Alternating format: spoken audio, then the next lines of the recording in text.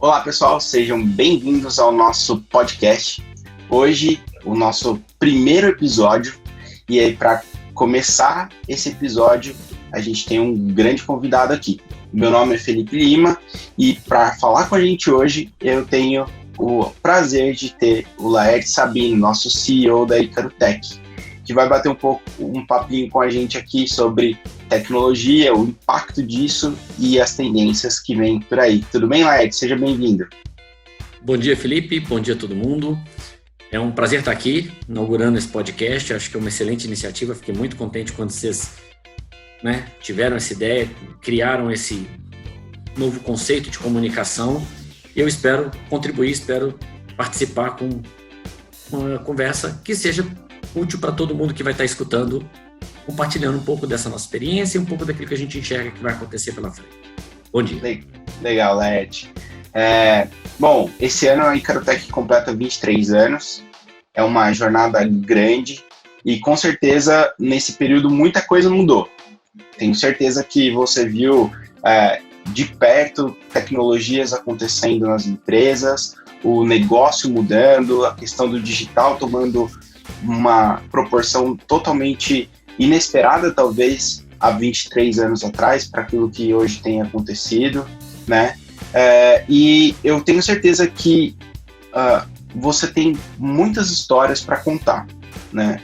E a minha pergunta inicial para a gente começar esse papo aqui hoje, para você introduzir esse tema e contar não só do impacto que essa tecnologia vem tendo nos últimos anos, mas também o que vem pela frente, eu queria saber de você, Laerte, como que você vê essa evolução e esses desafios ao longo do tempo, né? O que mudou tanto nesses últimos anos? Como que é o desafio disso tudo, e ainda mais nesse ano, né, tão especial que a gente está tendo de 2020?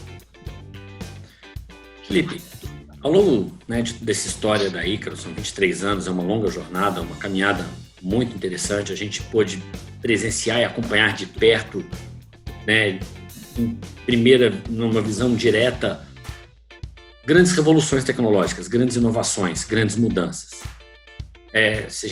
Não vou ficar falando de tanta história, até porque senão a gente precisaria de uns 2 dias para ficar conversando aqui, mas a gente acompanhou no início dos anos 2000 a revolução da internet. Depois teve toda essa discussão onde um conjunto de tecnologias trouxe uma verdadeira revolução. Estou falando, por exemplo, da mobilidade, computação em nuvem, inteligência artificial, entre outros, que realmente tornaram possível o que hoje a gente chama de transformação digital. Então, quer dizer, efetivamente, quando você coloca em perspectiva todas essas inovações, essas tecnologias, junto com várias outras que obviamente eu não estou comentando aqui, o que é interessante é você pensar naquilo que foi possibilitado. Então, por exemplo, há 20 anos atrás, era impensável você falar que os contratos teriam, na sua maioria, um escopo não definido. Quando você trabalha com modelos ágeis de desenvolvimento, você não tem um escopo claramente definido. E isso seria considerado 20 anos atrás uma grande insegurança para quem estava contratando. E hoje é a grande realidade, porque já se mostrou mais benéfico. Ou, por exemplo, se a gente tivesse falado que a gente ia enfrentar uma pandemia no ano de 2020 e que em 2 dias a empresa ia estar 100% operando no home office, como aconteceu. Isso também seria impensável há um tempo atrás. Então, de certa forma, o mais interessante quando a gente discute tecnologia é a gente entender o que essa tecnologia está possibilitando, quais são os verdadeiros impactos. Então, hoje você tem modelos de negócio, não só modelos ágeis de desenvolvimento, DevOps, mas também contratos de offshore, modelos de contrato de risco, BPO, várias outras formas de engajamento entre clientes e fornecedores que vão cada vez mais tentando reforçar essas relações de longo prazo de parceria. Então, aquelas empresas que se propuseram a entregar mais valor para o cliente e realmente a se tornar parceiro dos seus clientes, eu acho que elas enxergam um espaço mais interessante nesse momento. A gente acredita muito nisso. O que não mudou? A necessidade de confiabilidade, a necessidade de aumento de produtividade. Então, talvez assim, eu consigo enxergar várias mudanças na tecnologia, várias mudanças nos modelos de negócio, mas a demanda por confiabilidade dos sistemas, ela só aumentou. A demanda por aumento de produtividade das equipes só aumentou. A gente pode, inclusive, depois discutir um pouco mais, mas como introdução, eu gostaria de reforçar que algumas coisas sim mudaram, mas outras não, elas foram apenas reforçadas. Sim, e assim, a gente percebe, né, que existem modelos não só de negócio, mas também de gestão que influenciam em todo esse processo, né? Então, por exemplo, uma empresa que tem um modelo de gestão mais antigo acaba se sentindo inadequada nesse modelo de gestão mais novo. E com certeza isso se reflete não só na gestão, mas também nas coisas que ela entrega, né? Não, certamente. Não, pode continuar. Não, certamente. Só complementando, pegando carona no que você está falando, a questão de transparência dentro da empresa, a forma como as decisões são tomadas. Quer dizer, isso mudou muito. Hoje você quer cada vez mais o engajamento da equipe. A equipe tem que se sentir cada vez mais participante, não para executar, mas para tomar as decisões. Sim. E por quê? Porque você valoriza o ser humano no sentido de que ele não é uma peça na execução. Ele é realmente o ente que vai agregar valor no processo. E para isso ele tem que se sentir parte desde a tomada de decisão. Desculpa, eu acabei de interrompendo, mas eu concordo com você. Houve mudanças no modelo de gestão. Eu acho que a forma como as equipes estão estruturadas... E, de novo, tem aquelas discussões que são, né, tradicionais. Vamos trabalhar no modelo matricial, vamos trabalhar no modelo de estrutura única. Tem modelos diversos, isso vai e volta. E isso, para mim, não é o essencial. O que muda é colocar o ser humano, o profissional, no centro da discussão. Isso, para mim, é talvez uma das principais mudanças. Enxergando que o poder está na capacidade de cada pessoa tomar uma boa decisão no momento adequado. E não na hierarquia. Sim, e tem mais coisa que mudou nesse tempo todo, né?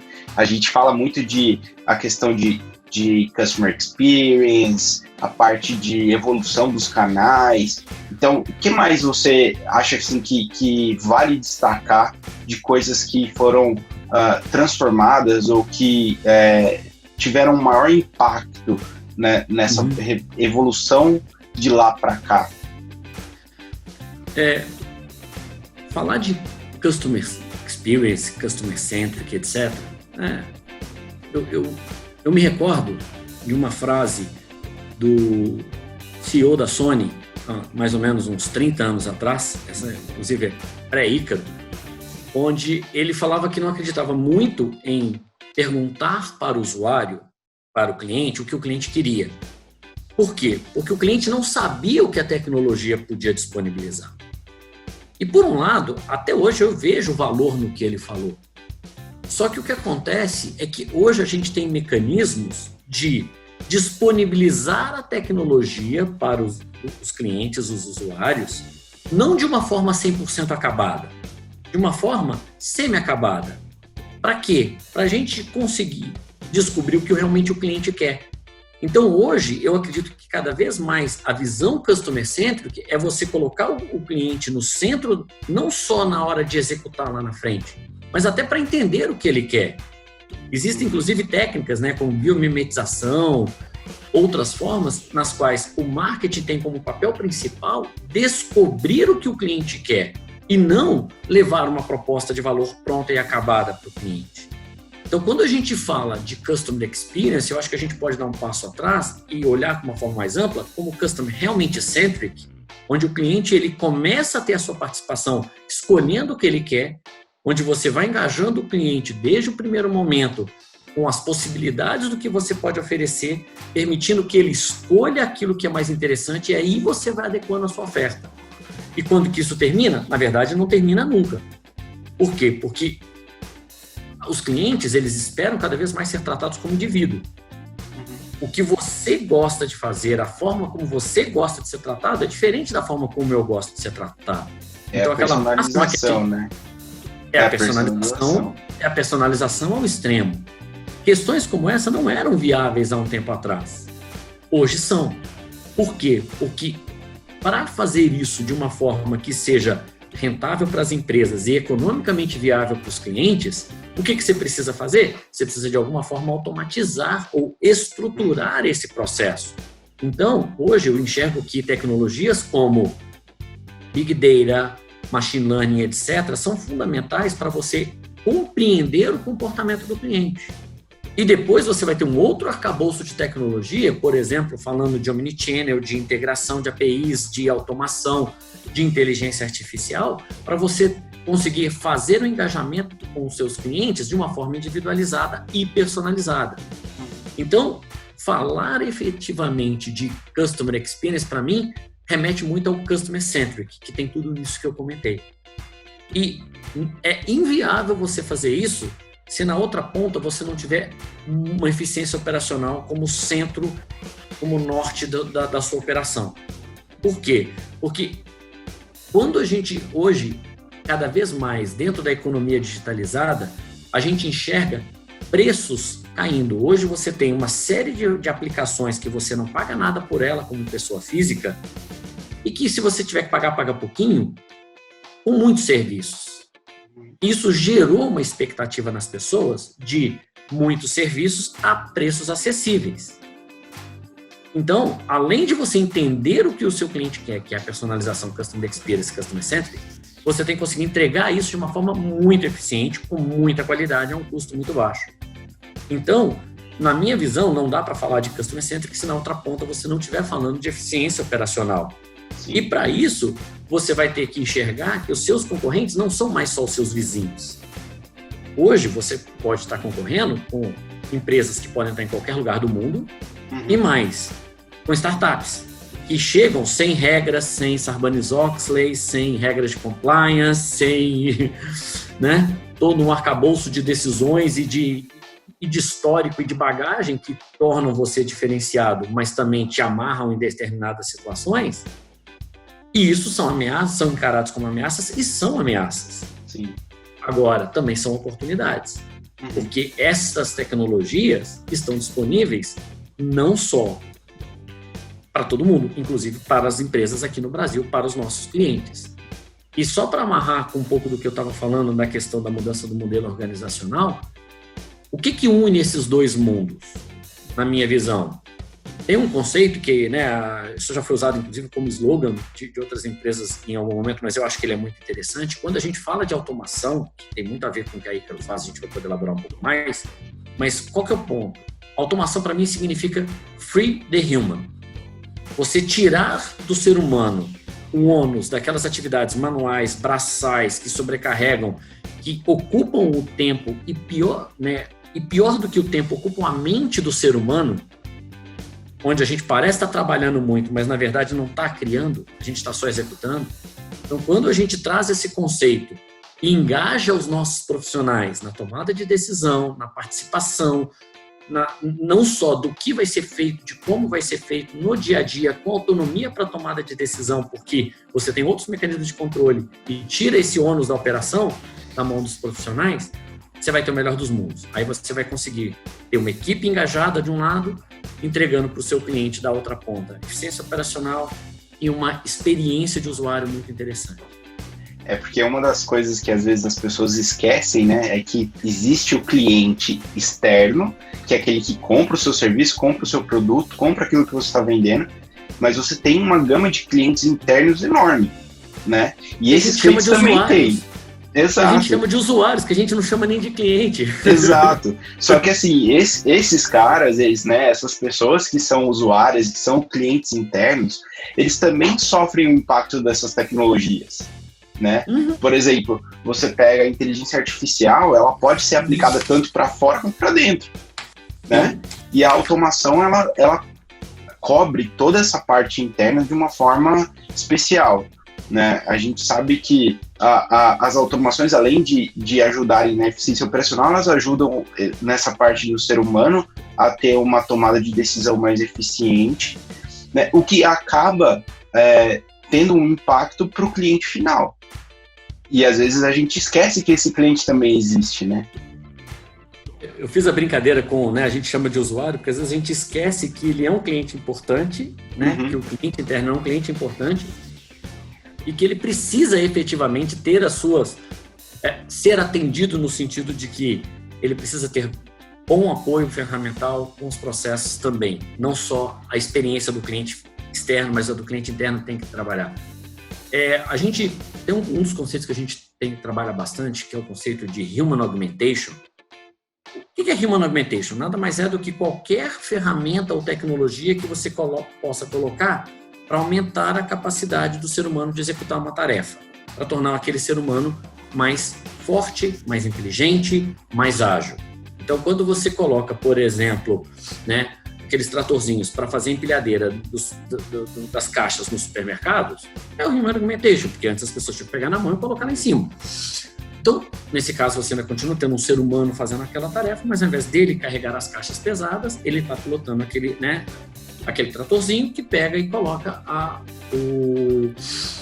caixa em cima da prateleira.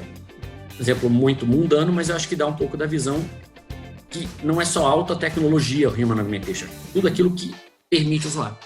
Um dos conceitos que eu mais gosto e que a gente tem discutido com vários dos nossos clientes quando a gente discute Human Augmentation é o quê? Você começa olhando, você entende o serviço que você quer prestar para o seu cliente externo, qual que é o resultado final daquilo que você espera e desenha a sua operação de trás para frente. Mas muitas vezes a gente começa a trabalhar no Human Augmentation de dentro para fora, onde você prepara uma determinada automação, uma determinada coleta de informações, coloca para o seu funcionário, para o seu profissional usar, porque ele é o especialista. E aí ele te ajuda a pilotar aquela tecnologia, tornando mais simples. Falando, olha, nesse tipo de situação, normalmente a decisão é essa. Nesse tipo de situação, normalmente significa isso. E com isso você vai aprimorando e tendo a capacidade de tornar aquela interface cada vez mais simples. E à medida que ela vai se tornando mais simples, você vai levando até disponibilizar aquela mesma interface para o seu cliente final. Então, de certa forma, você olha a informação que você coloca para o seu profissional, até aquela informação que você disponibiliza para o seu cliente final, no fundo elas têm a mesma base. São as mesmas informações, são os mesmos dados, são as mesmas funcionalidades, só que colocando camadas de abstração, tornando mais simples para que o seu cliente final possa usar. Mas é um exemplo onde que reflete muito isso que você falou. Não é que são duas coisas separadas, não é que são dois mundos separados. Na verdade, eles deveriam ser uma continuidade do outro. A necessidade do cliente externo para dentro, para saber o que ele precisa. Na hora de instrumentar, normalmente você vai fazendo de dentro para fora, que você vai usando os seus especialistas para tornar a interface mais simples até que ela seja consumível, uma boa experiência, usando as palavras, né, da moda, pelo seu cliente externo.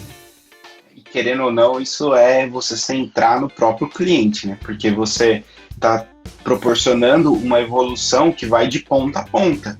Não é só a experiência que ele vai ter lá na hora que ele usa, né? É uma experiência que perdura durante toda a jornada, né? Para usar uma outra expressão aí da moda. Com certeza, quando a gente fala de Customer Centric, Customer Experience, para mim são objetivos, é aquilo que você quer. Eles deveriam definir muito o resultado que a gente quer entregar. Agora, quando a gente olha como a gente vai entregar, que tem que olhar essa questão de eficiência operacional, engajamento da própria equipe, você tem um conjunto de tecnologias, a gente falou um pouco de Human Augmentation, mas tem outras. Uma outra tendência super importante hoje é o Hyper Automation. O que é isso? Significa tudo que puder ser automatizado deve ser automatizado.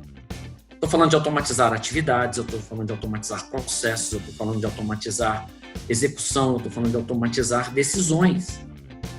Você ter regras de negócio bem estruturadas para permitir você automatizar respostas é uma forma de automação super importante. Por quê? Porque quando você tem equipe de atendimento, 90% das requisições que chegam são muito, né, se dividem em meia dúzia de grupos principais e tem respostas muito padronizadas. Poxa, será que eu não posso tentar mapear essas principais intenções, essas principais requisições e já criar essas respostas com tomadas de decisão automatizadas, com execução de atividades, com consulta de dados de forma automatizada? Então, quando você está falando disso, você está falando, obviamente, de aplicação de inteligência de inteligência artificial, você está falando de aplicação de machine learning, você está falando efetivamente de usar as tecnologias para pegar aquilo que é mais comum. A gente normalmente começa a automatizar o que é mais comum, porque o que acontece, e aí é um grande erro do que às vezes a gente comete, é tentar automatizar 100%, e aquele cliente que tem um problema específico, que não está numa das situações que se encaixa nos principais casos típicos que a gente automatizou, se a gente não der um bom caminho para ele conseguir, aí sim, acessar um profissional, o especialista que vai olhar e falar, deixa eu entender o que está acontecendo nessa situação aqui. Isso aqui realmente é diferente. E aí ele vai ter o tempo para se debruçar. Que não dá para querer dar este tratamento com um atendente que vai ter que tem um TMA, uma pressão para reduzir. Ou seja, o tempo médio de atendimento tem que cair. Esse atendente ele não pode dar um atendimento personalizado, ele tem que atender rápido. Desculpa, se é para atender rápido, vamos tentar automatizar. E aí vamos tentar permitir que quando chegar, deixa eu entender o problema realmente, não é para ficar enrolando. Você vai tentar atender o mais rápido possível, mas realmente resolvendo, de preferência no primeiro atendimento. Então, este tipo de situação, eu entendo, por isso que eu acho que essas tecnologias como Hyperautomation, Human Augmentation, inteligência artificial e as próprias tecnologias que dão respaldo para o processamento de uma forma distribuída, eu estou falando de virtualização, eu estou falando de conectividade, são tendências que vão mudar o nosso comportamento. Porque hoje o que acontece é que, e isso talvez a gente tenha aí sim, a gente acelerou muito nessa tendência em função da pandemia, infelizmente, quer dizer, infelizmente pela pandemia, obviamente, agora é uma realidade no sentido de que as pessoas estão se acostumando com a interface virtual, as pessoas estão se acostumando a ser atendidos por alguém que não está pessoalmente ali dentro. Grandes corporações que só trabalhavam com empresas e pessoas que pudessem estar presencialmente ali para uma reunião, estão se acostumando a interagir de uma forma remota. Nós, mesmo aqui, um caso interessante que é peculiar e relata bem isso que a gente está falando aqui, um dos públicos menos adeptos ao internet banking, a formas de internet banking, mobile banking, etc., sempre foram os idosos, que em função da pandemia é quem não pode sair de casa. Eles não têm escolhas, eles estão sendo forçados a ir para essa tecnologia, a usar este tipo de acesso. Então, hoje, efetivamente, o mundo está ficando menor. Então, aquilo que eu estava comentando de que o seu concorrente vai poder estar em qualquer lugar do mundo, assim como o seu cliente. Agora, qual que é o efeito disso? Qual que é o comportamento que a gente tem começado a perceber? E eu acho que isso vai ser cada vez mais acentuado. Se você tem a opção de falar com qualquer pessoa que esteja em qualquer lugar do mundo, como é que você escolhe? Você vai querer aquela pessoa que te entenda como ninguém. Aquela pessoa que tem um conteúdo correto, consistente, confiável e muito adequado ao seu contexto. Então, conteúdos genéricos, na minha visão, cada vez vão ter menos apelo. Isso vai mudar o marketing, isso vai mudar vendas, isso vai mudar a entrega. Porque os clientes vão querer uma mensagem que seja cada vez mais específica para eles. A equipe de vendas vai realmente ter que cada vez mais entender melhor como o cliente efetivamente está necessitando, o que o cliente especificamente está necessitando. E, além de todas essas tecnologias que a gente já comentou, e aí é o ponto fundamental, e aí eu volto a fazer o círculo com a equipe, você vai precisar de novas competências. Cada vez mais os profissionais vão ter que saber usar essas tecnologias. Cada vez mais os profissionais de marketing vão ter que entender muito como usar, onde usar tecnologias como machine learning. Cada vez mais os profissionais de vendas vão ter que saber usar algumas ferramentas de automação. Cada vez mais os nossos profissionais vão ter que saber programar ou definir regras para automação e não simplesmente executar manualmente.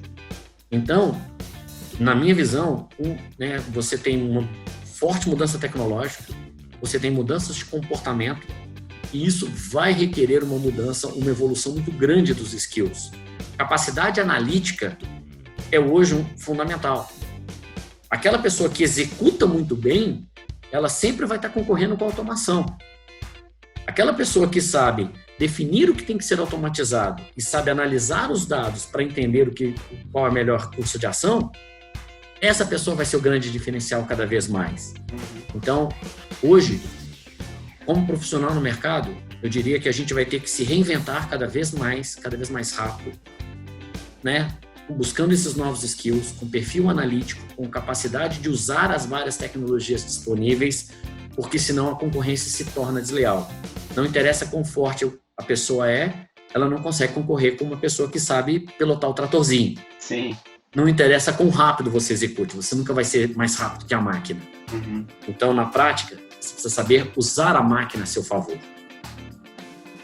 Isso é interessante, né? Porque uma das coisas que você falou e que me chamou a atenção é os idosos que hoje não podem sair de casa, eles estão usando uma tecnologia que, na verdade, está disponível há quanto? 20, 30 anos quase, né? Talvez 20. Mas todas essas tecnologias, querendo ou não, não são novidades de hoje. Não foram lançadas há 3 meses atrás, né? Ou 4 meses atrás, ou em 2020. Elas são todas tecnologias que já faziam parte de projetos e tudo mais. E essas condições que a gente tem hoje, elas estão alavancando esses projetos, mas no final das contas, quem mais sofre é quem não se adapta, né? Então, talvez para a tendência dos próximos meses, dos próximos anos, a tendência é que as pessoas se adaptem e não necessariamente que as tecnologias aconteçam de uma forma diferente, né? Acho que vai ter uma evolução, acho que as pessoas vão ter que se adaptar a isso, mas pensando nessa parte do profissional, né? O profissional que se não se adaptar, ele vai virar uma tecnologia obsoleta, né? Assim, né? Esse ponto que você falou é bastante relevante, né? Porque muita gente fala, putz, nossa, né? Com a pandemia a gente descobriu várias tecnologias novas. Sim, eu ouvi uma frase outro dia, acho muito correta. Se você está percebendo agora alguma tecnologia que você acha que é nova, provavelmente você passou os últimos 5 anos numa caverna. A pandemia inventou praticamente nada. Teve muito pouca coisa que foi inventada agora. O que aconteceu? Ela acelerou muito o processo de adoção de algumas tecnologias que já haviam vindo. Por quê? O processo de adoção normalmente passa por uma série de decisões. Análise de risco, avaliação, gostos. Então, as empresas fazem análise de risco, os consumidores fazem quer ou não quer. O que a pandemia trouxe? Não tem escolha. Você vai ter que ficar de casa e, com isso, então, as empresas tiveram que resolver os seus problemas de compliance para levar os seus profissionais para casa, não tiveram escolha, então aceleraram, a tecnologia já estava disponível, elas usaram, as pessoas não tiveram escolha, tiveram que aderir. Então, a minha percepção é que a pandemia, ela efetivamente criou muito pouca coisa, mas ela acelerou muito o consumo. Por quê? Porque o processo de escolha e adoção, que normalmente é muito lento, esse foi enxugado. O que acontece? Daqui a pouco vai acabar, né? A gente tem a expectativa de que, de uma forma ou de outra, ou com tratamento ou com vacina, a gente espera que a vida volte ao normal. Agora, o que vai ser esse normal, obviamente, não é igual ao que a gente tinha antes. E a grande questão é como as empresas vão aproveitar os benefícios. Poxa, se meu cliente se acostumou a falar comigo de uma forma digital, sem eu ter que mandar o técnico, se ele ter que vir na minha loja, cara, isso tem problemas, mas tem vantagens. Eu consigo reduzir os meus custos. Eu consigo transformar aquele engajamento, aquele contato que a gente tiver com maior qualidade em maior eficiência. Né? Eu não vou ficar trazendo meu cliente para a minha loja, enchendo a loja à toa, mas na hora que eu quiser trazer, eu vou querer dar um atendimento muito personalizado. Ou seja, essas mudanças, elas abrem grandes oportunidades. E eu tenho a expectativa de que as empresas vão aderir. Né? Você brincou que né, as pessoas vão ter que se adequar, as empresas vão ter que se adequar, na prática é o contrário. As empresas que se adequarem vão ter maior resultado. Então, por definição, quem ganhar espaço vão ser os que se adequaram. Consequentemente, vale para os profissionais. Quando você fala que o profissional vai se tornar, entre aspas, uma tecnologia obsoleta, né? É verdade, porque na prática o que acontece é que os profissionais que souberem cada vez mais usar esse ferramental, que conseguirem realmente se tornar mais eficientes, mais produtivos, mais eficazes, prestando um serviço melhor, esses vão ser mais valorizados. Então, as mudanças tecnológicas, normalmente, elas impõem mudanças comportamentais que volta e meia a gente se pega discutindo, mas elas são inevitáveis. É inevitável você falar de automação. Por quê? Porque se você não se automatizar, você não provocar, não usar da automação aqui, o seu concorrente em algum lugar do mundo vai automatizar e, consequentemente, ele vai se tornar mais competitivo e ele vai levar o seu negócio embora. Então, com as fronteiras ficando cada vez mais próximas, né? Você não precisa ser, como você já disse, não precisa ser o seu vizinho. E não precisa ser o seu vizinho de estado, nem de 3 estados para cima ou para baixo. Ele vai acabar acontecendo de qualquer forma. Um dos países que mais investe em automação é a China, que tem a maior população do mundo, que tem uma mão de obra super barata, mas eles também estão buscando, estão investindo muito em automação. Então, quer dizer, a sua ameaça pode vir de qualquer lugar, o seu concorrente pode vir de qualquer lugar. Então, tem coisas que às vezes a gente gasta muito tempo discutindo, poxa, mas será que a gente devia, será que não? Eu acho que a gente tem que fazer tudo de uma forma muito ética, muito correta. Então, preocupações éticas, para mim, elas não podem sair da discussão nunca. Mas que o comportamento das empresas e dos consumidores vai mudar, isso eu não tenho nenhuma dúvida. Que a aplicação dessas tecnologias está transformando o mercado, está mudando como as empresas deveriam atuar, está mudando o que a gente precisa e o que a gente espera dos nossos profissionais, isso eu também não tenho dúvida. E aí, a resistência em adequar essa mudança pode custar muitas empresas, pode custar muitos postos de trabalho, pode custar dificuldade para os próprios profissionais. Então, a adequação rápida, nesse momento, vai ser importante.